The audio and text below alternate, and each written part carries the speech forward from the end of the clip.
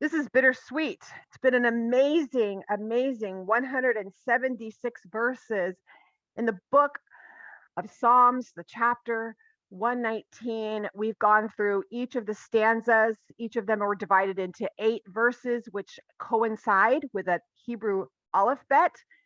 Again, we're not spending a lot of time in the letter because we have an amazing course already for you, which we recommend, Discovering the Energy of the Letters with Brenda Johnson Stroth. We want you to jump into that to add a dimensionality to this study. But as we learn the letters, we'll pop in a few things you'll see throughout the course this whole time how that's happened. And today it's not going to be any different. Today we have a lot. We're finalizing and it's going to be powerful. So stick with me. We're going to be a little bit longer today because, again, we're wrapping up this whole thing and it will be worth it. So hang on, grab your notebooks, grab your papers, grab all the things because I don't want you to miss some things that you're going to want to go back and double check. Now, if you haven't already, you can always go into each one of the under each one of the stanzas or each one of the classes. There's 23. We have an intro, and then today's last one makes 23. You're able to download the word studies for each section. So I've divided them into word studies for you. So that one's up already for today. If you're watching right now, and if you're maybe watching the replay or even live, you can quick grab your other device, maybe a mobile device, and go to your app, pull it up and down and pull up the PDF because I already have put the PowerPoint in there. So a lot of times I know some of you like to follow along. So I'm telling you that that's already in there for you. And I'm going to share my screen because I want to get this going. It is going to be powerful again. It's exciting. So, oh my gosh, I have so many things open on here. You guys would laugh. Again, we're in Psalms 119 and the letter is Tav. We're in 169 through 176. We'll see if this will play for you. Psalm 119, verses 169 through 176. Tav. May my cry come before you, Yahweh. Give me understanding according to your word. May my supplication come before you. Deliver me according to your promise. May my lips overflow with praise, for you teach me your decrees. May my tongue sing of your word, for all your commands are righteous. May your hand be ready to help me, for I have chosen your precepts. I long for your salvation, Lord, and your laws give me delight. Let me live that I may praise you, and may your laws sustain me. I have strayed like a lost sheep. Seek your servant, for I have not forgotten your commands. The word of God for the people of God. Hallelujah. Yes, Father, may it be so. May it be so. Tav, we get to this section and at the end of this Psalms 119. It is so powerful, and thank you for your grace as I may get overwhelmed with emotion as we finalize this. But we've just talked about sheen sometimes can represent falsehood, the opposite, right?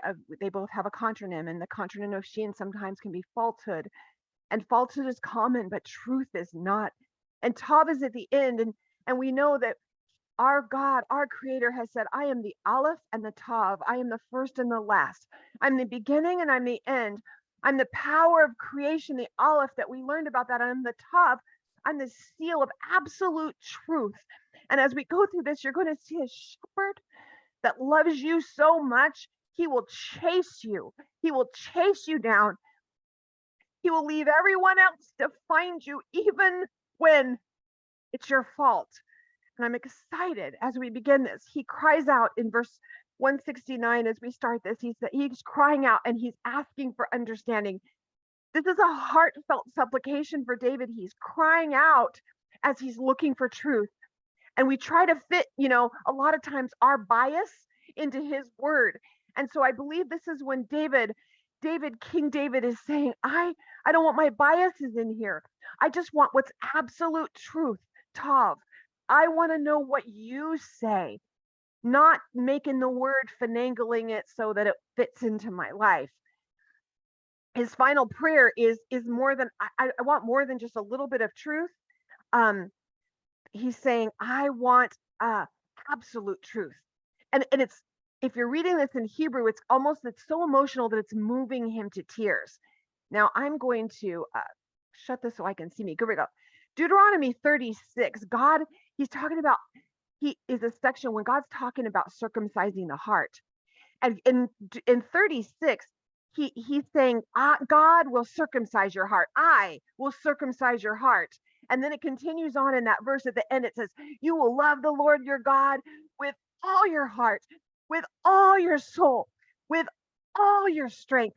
And you'll love those. You're going to do it so that you can give that love, right? But in Deuteronomy 36, God says he's going to be the one that circumcises your heart. He's requesting that love is, hear David saying, I want that kind of love planted in me. See, in Deuteronomy 10, the other place where it talks about circumcision of the heart, God's asking us to do it. He's saying, circumcise your hearts. But 30 refers to this blockage, this les lavacham, this heart blockage. He says, you're going to circumcise your heart. You're going to remove the things that are in the way that are causing you not to be sensitive. And instead, what I'm going to do then is I'm going to surgically go in there now, and I'm going to remove blockages that you can't do.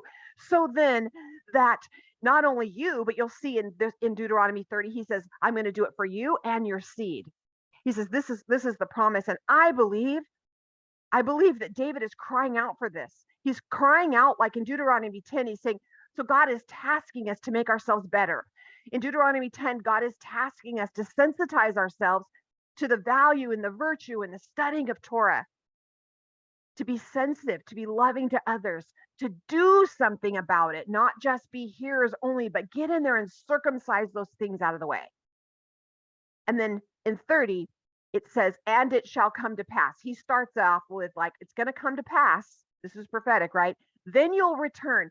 When you come back as a lost sheep, you will be a lost sheep. And when you come back as that lost sheep, when I come and I gather you back, then the bitterness that was created by you, the things that you did, what I'm going to do is now I'm going to go in, because you've come back, you've made teshuvah, you now decided to do what you need to do, circumcising your heart, dedicating yourself to the Torah, to the mitzvah, right? To the things of him. You've now made that dedication. He says, now he says, he's going to come in and he's going to redo, he's going to do that heart surgery. He's going to show us that our creativity, even though we can do a little bit of removing things, is nothing compared or equal to the life that he brings.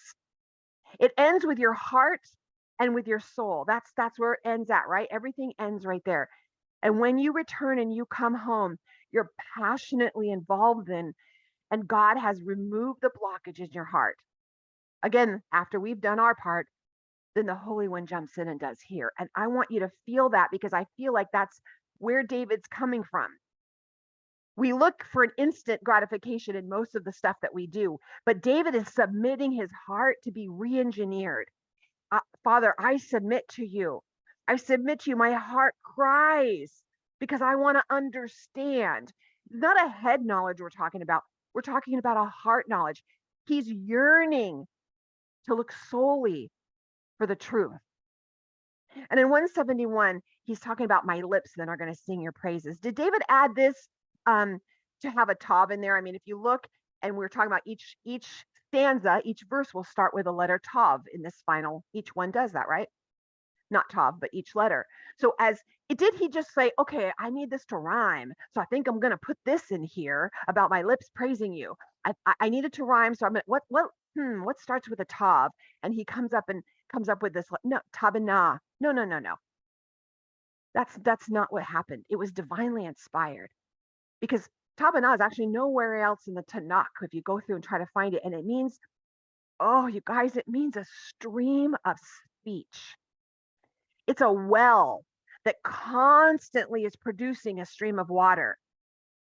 Okay, well, Charlie, where did you get this? Because if you look in Blue Letter Bible, you can't see that. So I'm going to see if it'll let me hop on there for you. And I'm going to play something for you. You guys let me know if you can hear it. I better open my chat so I can see if you guys let me know if you can hear. I want to take a quick minute to do a little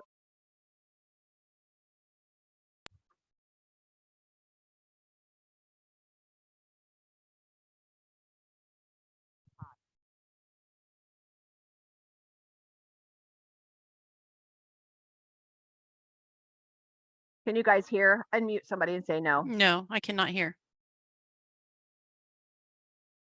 All right, so let me go back and stop my share because I want to go back so you guys can hear this. I went in and showed you, I kind of did a next level Blue Letter Bible for you. Let's stop this and hop onto my little, show you my little thing. Right, I'm gonna now share that, and here we go. Now let me know if you can hear. I want to take a quick minute to do a little next level Blue Letter Bible.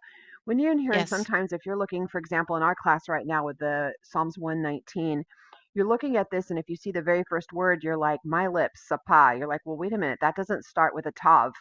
That's not the beginning of this.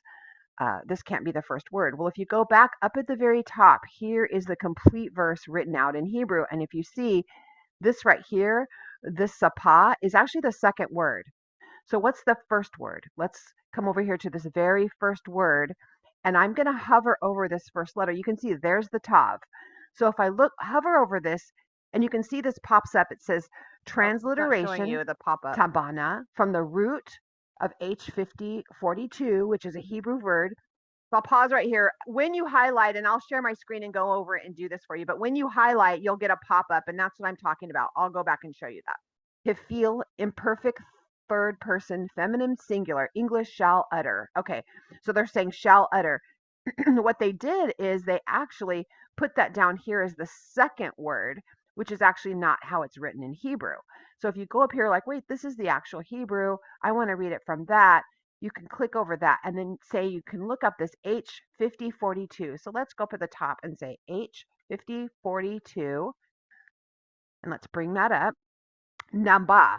And we're going to scroll down here, and we see Gesenius, and this says to bubble forth, to gush out, to pour out, to gush forthwith, to publish, to tell, to cause to boil up, to cause to ferment, to purify. So I'm going to go back, and if we look at this verse, it says, my lips shall utter praise. We're saying it's going to gush out of my lips. It's going to not be able to just stop because it's going to be gushing out.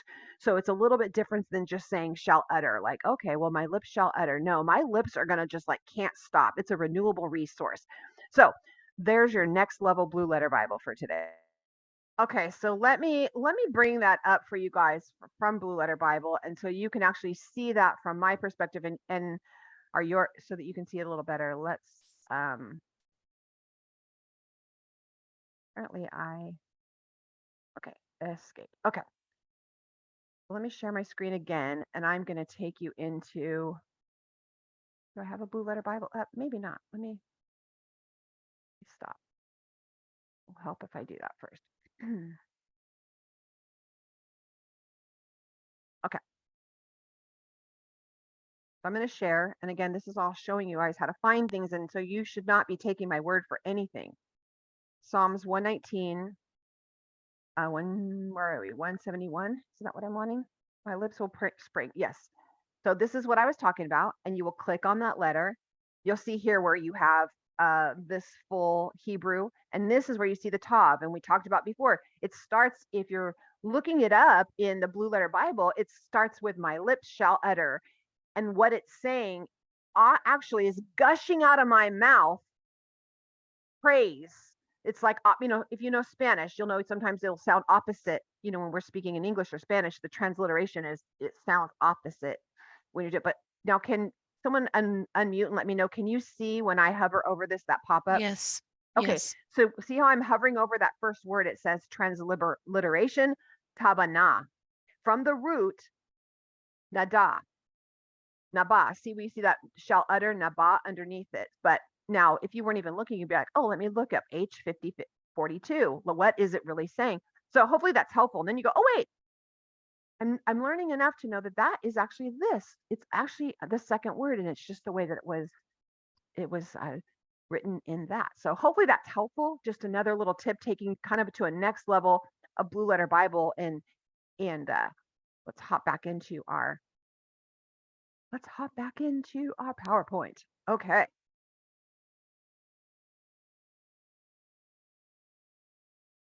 All right. So this is this continuous spoken word. He's talking about this deep level that he is saying, teach me, and I'm going to sing about it. As this is pouring out of my mouth, I won't be able to contain it. So it's a little bit of a different concept for us as Westerners to understand, because when we go into a library, it's very quiet. Everyone, shh, right? There's no talking.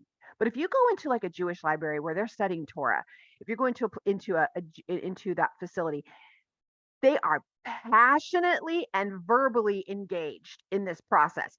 The Jewish prayer is vibrant and it's loud and it's songful, and they're swinging to and fro, and there is nobody quiet. And you're probably thinking, I think I might have a headache before I leave here. It's not like in the Western culture where we're kind of sitting back as someone's praying. We're sitting back and watching a performance. That's not Jewish. Prayer is loud. Prayer is weaving, and your whole body is involved in it. As you're studying Torah, your whole body is involved in it. Every fiber, he's saying, David, here is that every fiber of my being shakes and is going to get involved. He's also saying this is another way to look at this is because of that gushing out of me, my lips will always be moving. Have you seen that before? Has that happened to you? I should ask. Sometimes I know for me, I can be watching a teaching, or I could be walking along and kind of praying in my head, and all of a sudden my lips will start moving because it's too much for my head to take, and it starts gushing out of my mouth. So this is this well of speech that's gushing forth. And he's saying that as you teach me, my lips are going to gush, gush, gush. When I learn your statutes, he's still saying, as I learn your statutes, even my mouth will submit. Now we learn later as we in farther along. I know Paul talks about this, that how hard it is to tame your tongue. How hard is it? We read about having a coal put to your mouth because my mouth is just cannot control this thing.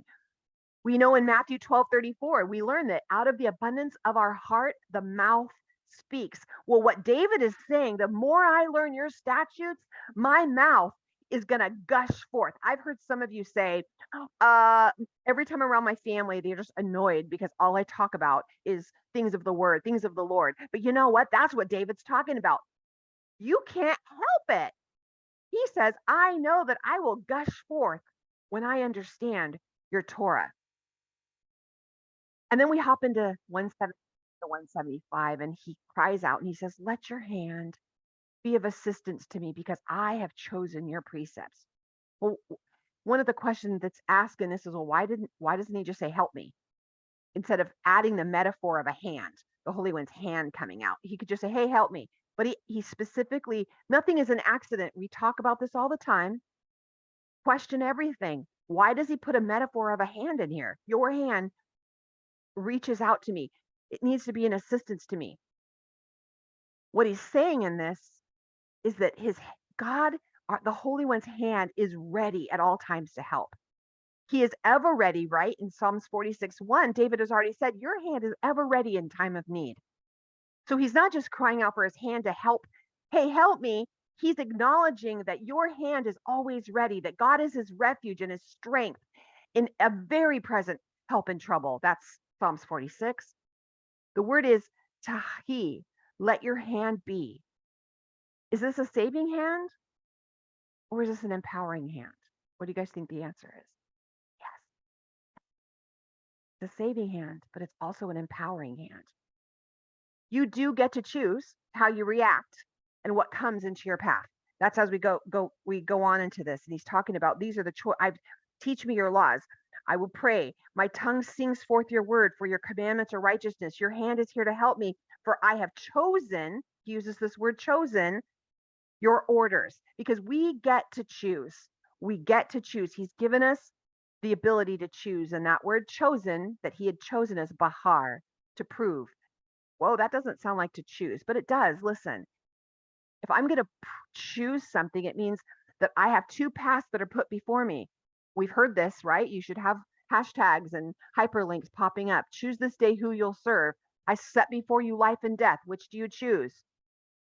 See, a choice requires a separation between options. Does that kind of sound like refinement to you? If you know the refinement process, you're separating the dross, you're separating the impurities out of the precious metal. So it's a form of refinement, what he's talking about. I have refined myself. I have chosen to refine, to take out all the little stuff that's spoiling this batch. I've chosen to do this, chosen for it.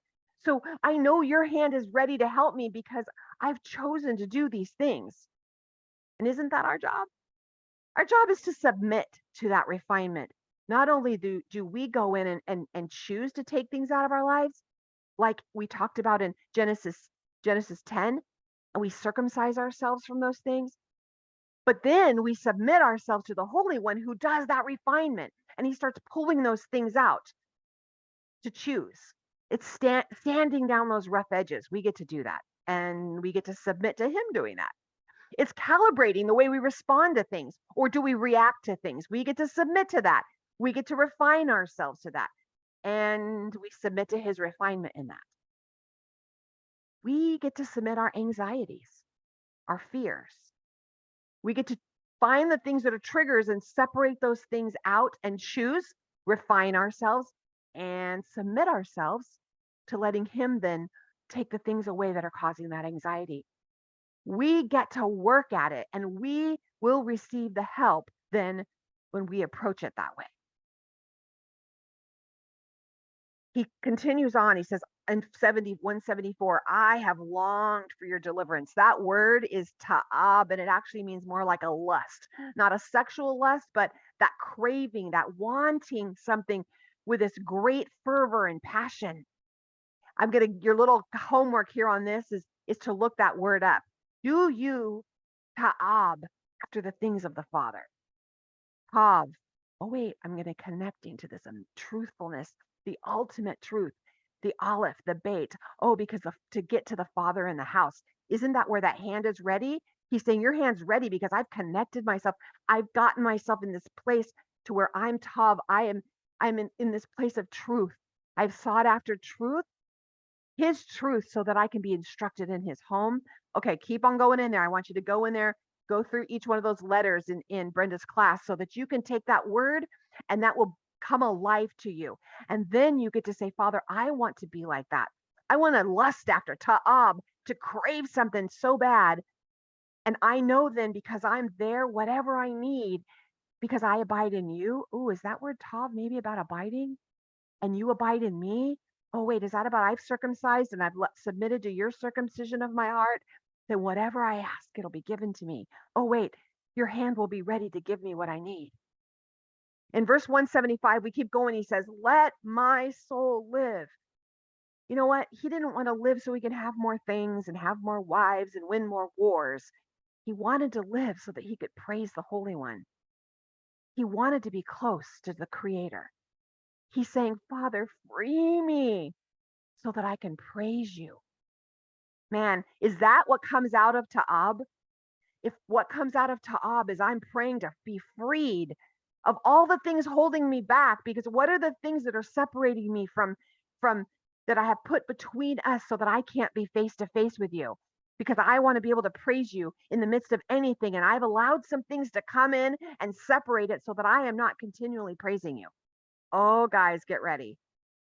In 176, he says, I have longed for your deliverance, and your Torah is my delight. And then 175, my being lives and praises you for your right rulings. Okay. And then in 176, he says, I have strayed like a lost sheep. Seek your servant, for I have not forgotten your commands. Is that you? Have you been that sheep? Has he come after you? Has he put you over his shoulders and reminded you of his voice? Has he spoken those words to you because when you chose not to be close to him and you went away, he didn't let that be? He didn't let that happen. He went after you and he put you over his shoulder and he said, I'm going to spend time with you. Has that been you? I know it's been me. No, it's not a accident that the end of this song, at the end of this even the last verse, this Tav, at the very end, he's talking about the oldest profession. We have been told that there's some other professions that were older that included putting our bodies up for sale. That is not true. One of the oldest professions is actually shepherding. We hear about it when Abel didn't choose to be the farmer. He chose, which was actually the original, right? The original profession. But Abel, we can say, I guess it's one of the oldest.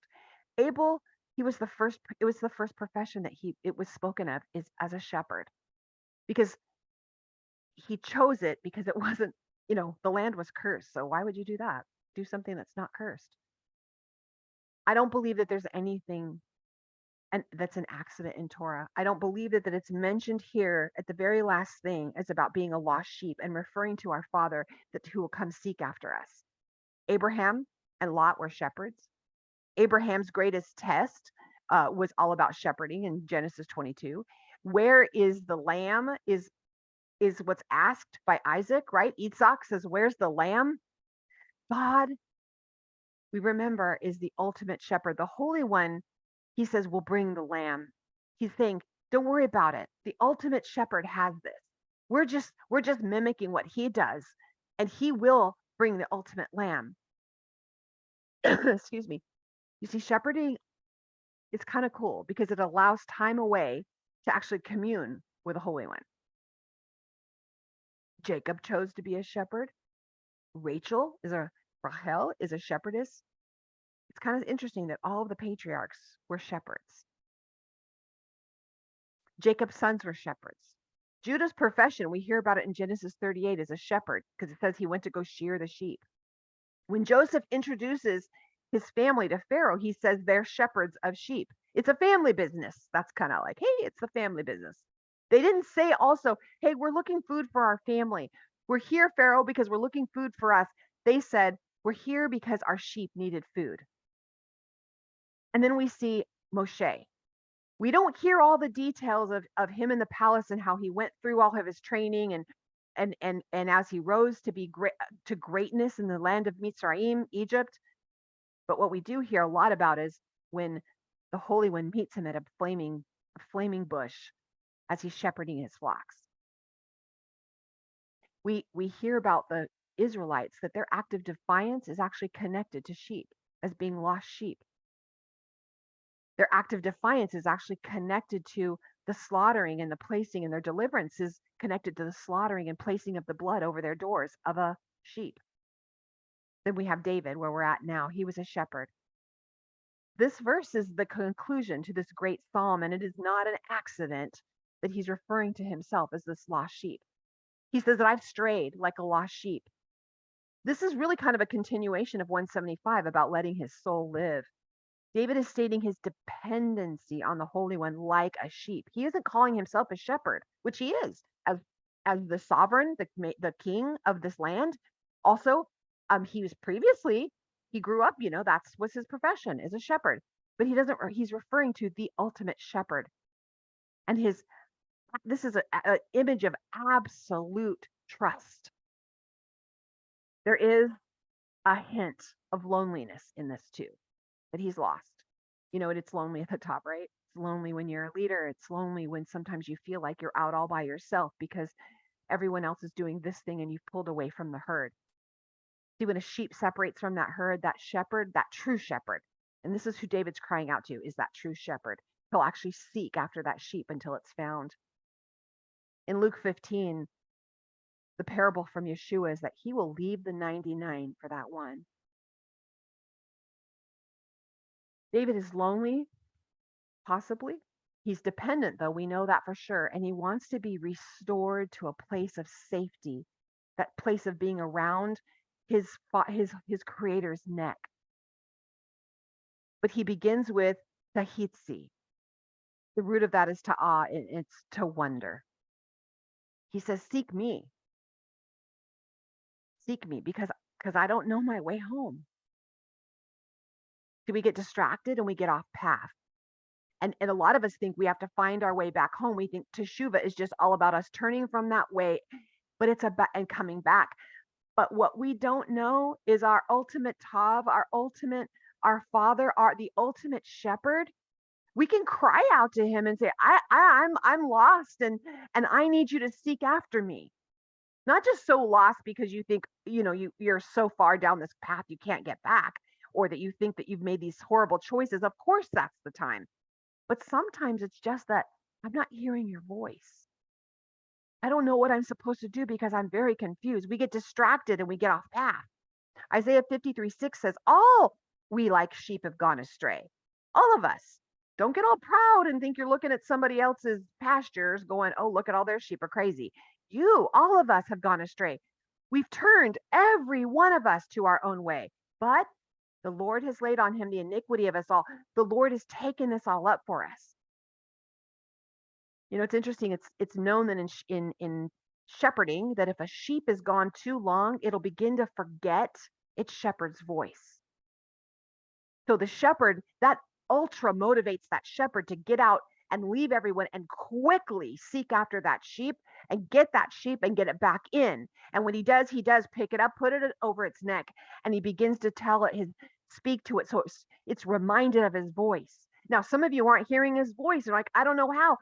You could ask him to come seek after you, just like he did here. Father, I've strayed. I can't hear your voice. I'm like a lost sheep. Would you seek your servant? Would you seek after me? Would you seek after me and put me around your neck so I could hear you? That shepherd is motivated to find it. Our Father is motivated to find you. In John 10:27, he reminds us, my sheep hear my voice. I know them and they follow me. See, when Messiah comes, he says he will gather all of his sheep. When David says, I have forgotten Sakah, he doesn't say I fulfilled everything. I haven't. No, he says, I have forgotten, which is Hebrews 79:11. Throughout our day, we always remember, was what he's saying. I have not forgotten, he says. Throughout my day, I always want to remember. Through everything I'm doing, from when I wake up to when I go to bed, I always want to remember. So it's not that I've forgotten your voice. I've just gotten off the path and it's starting to get dim and maybe I can't hear it, but I haven't forgotten what you've done for me. I haven't forgotten. When we read in Exodus and when we talk about lost items, it's interesting if you go back into that and look at the lost items, sheep are included. Why are they included? There's your homework. He is after the scattered sheep. He does not forget them. Can I encourage you that he is seeking after you? If you're off the path, he's seeking after you. If a family member is off the path, he's seeking after them before they forget what his voice sounds like. Or if they have forgotten his voice, he's still seeking after them because he knows they can't do it on their own. Isn't that beautiful? You don't have to do it on your own. You can cry out to him to find you. See, even when we're lost, he comes after us. That is the culmination of Psalms 119. He loves you so much that he's coming after you. I'm going to just take some time here before we go into our chat time, because we're going to listen to a little bit of this song, and then I have posted it in the library so that you can go out and listen to the whole thing, or most of you know this song, but I just felt like, can we take a minute? We've ended this whole thing, and can we say, can you find me? I haven't forgotten your precepts. I haven't forgotten those things, but you know what? I'm not hearing your voice. I'm not hearing all the little whispers in the night, and I think I've gotten away from the closeness of you, and I need to get close to you. And he's saying to you right now that I'm coming after you and seeking you. So seek me back.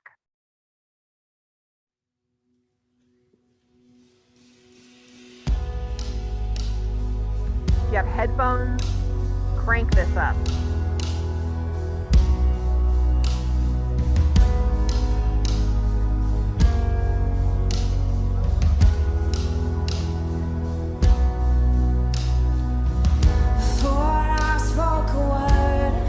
You were singing over me.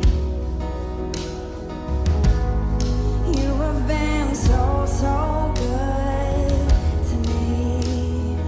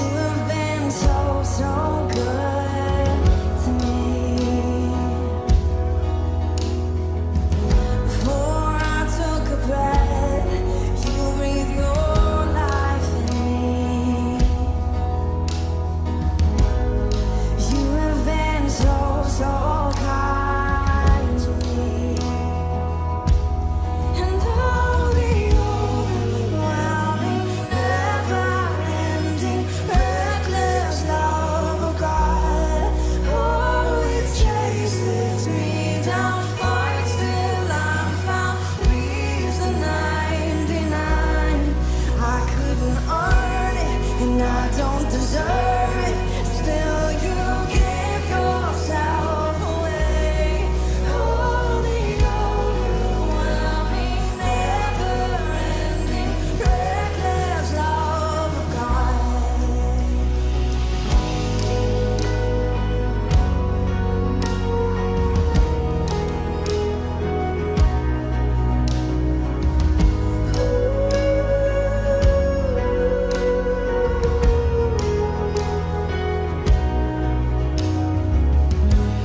When I was your foe, your love fought for me. You have been so, so good to me. When I felt no worth, you paid it all for me. Yes, you did. You have been so, so kind to me. Oh, the overwhelming, never-ending, reckless love of God. Oh, it chases me down, fights till I'm found, leaves the 99, and I couldn't earn it, and I don't deserve it. Still, you give yourself away. Oh, the overwhelming, never-ending, reckless love of God.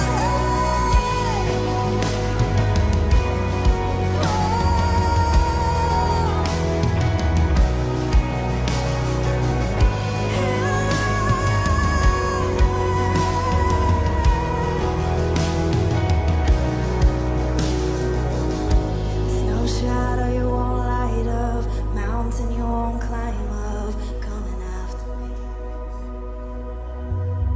There's no wall you won't kick down, lie you won't stand up, coming after me. There's no shadow you won't light up, mountain you won't climb up, coming after me. There's no wall you won't kick down, lie you won't tear down, coming after me. Oh, I want you to think about your family members, those that you're travailing for, that you're praying for. There is nothing he won't do to come after them. There's no wall you won't kick down, lie you won't tear down, coming after me. There's no shadow you won't light up, mountain you won't climb up, coming after me. Oh no. There's no wall you won't kick down, lie you won't tear down, coming after me. There's no shadow you won't light up, mountain you won't climb up, coming after me. Oh no.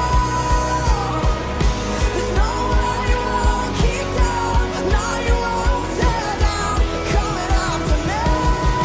Oh, the overwhelming, never-ending, reckless love of God. Oh, it chases me down, fights till I'm found, leaves the 99, and I couldn't earn it, and I don't deserve it. Still, you give yourself away. Oh, the overwhelming, never-ending, reckless love of God.